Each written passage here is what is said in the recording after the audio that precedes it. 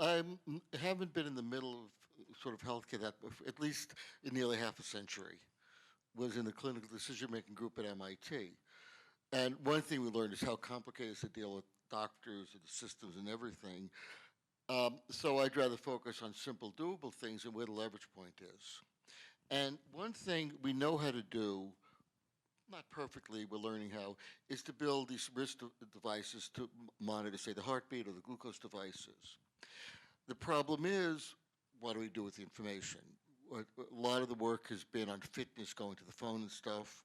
What we really want to do is let's go back to first principles. You're in the hospital.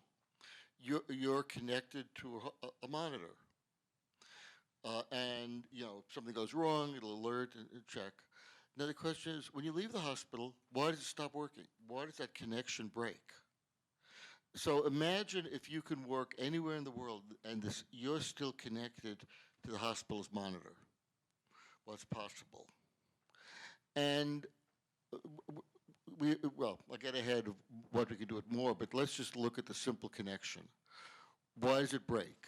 Well, a couple of reasons. One of the reasons is protocols.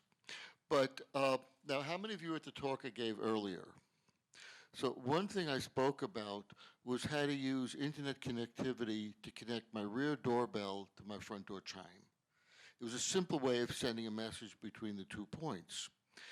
And the reason why it's really interesting is that if I could take those doorbell device with me, put it in my pocket, anywhere in the world, it'll still work. And I have a real life case of this, if I can get to the right thing. So this is a real light switch in my house. It'll work the same way here as it works in my house. I just carry it with me. Now, the reason we can do that is in the nature of the best efforts internet protocol. And this is what's important to understand.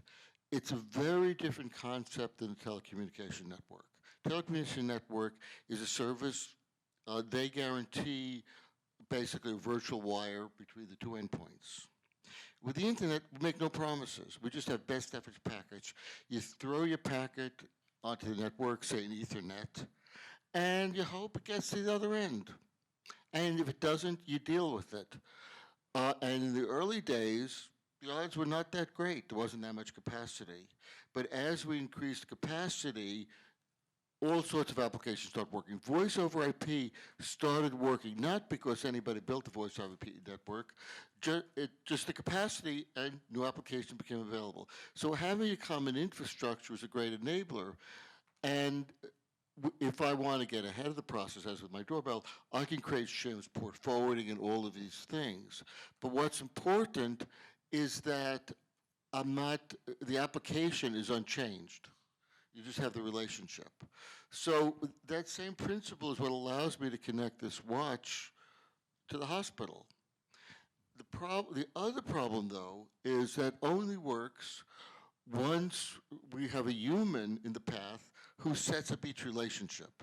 You're at this hotel. They've got internet connectivity. And then they go shut it down until you agree to, I don't know what. What do we agree to when you press agree? We agree to something. Why? Well, there are 2 reasons. One reason the hotel is because somebody might steal internet, whatever that means. It was a mythology. That was an accidental property of the early wide networks where devices were naive and would trust anybody. So let's control physical access, put a firewall around it. That was, when I put the NATs in homes, that was a temporary hack. We were supposed to go to encrypted IPv6 and just connect. Instead, people took the bug and made it a feature, which means things don't just work. If you're within your house, even wide devices, you've got to set it up. It doesn't just work. If you plug it in, it just works. So that's one problem. It assumes a human in the path. And these devices do not have humans. Even more to the point, they don't have lawyers inside to read that agreement and take responsibility. The other reason is how we pay for our infrastructure.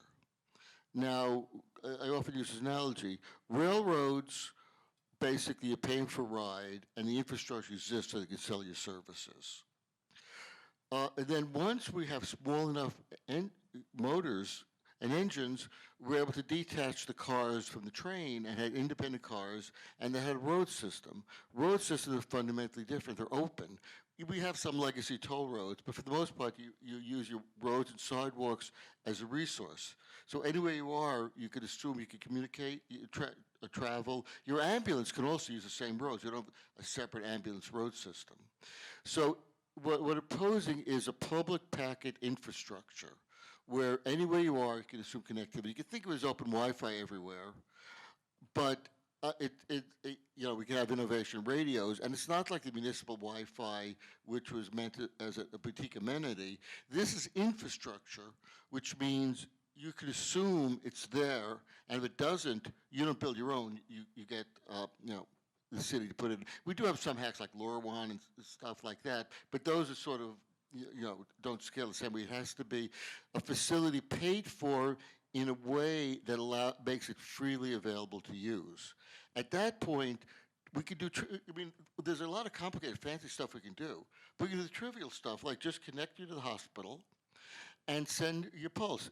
You lose some, okay, at least some will get through. Now, what's interesting is we could start a process to do new things. So one simple thing is, if this detects you're getting a heart attack, it can use a GPS, knows where you are, sends an ambulance to where you are.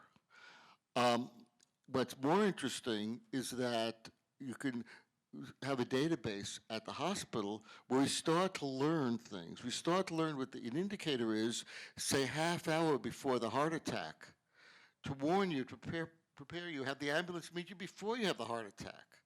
Those are things that become possible. And the important thing is, this is not fancy. This is nothing very complicated. Yes, it may be machine learning for some of this, but all we need is the ability to get not gigabits, not megabits, not kilobits, maybe decibits, maybe 10 bits a minute would be enough to save many lives. Now, of course, you have local processing too, so things don't have to be remote. But we have an opportunity to create simple solutions. But today, yes, I connect a watch to the phone. If the phone breaks, I'm out of luck. My SIM card is the wrong SIM card. Everything, because it's the old bucket brigade. By assuming direct connectivity for each device, I think we can transform, well, it's not the only solution to healthcare, but I think we can transform things, improve compliance, and basically pay for the entire telecommunications infrastructure simply by the improvement in healthcare alone, because there's that much leverage. And it's not the only solution. I'm not saying it's all of healthcare, but it starts a process. Thank you, Bob. So the next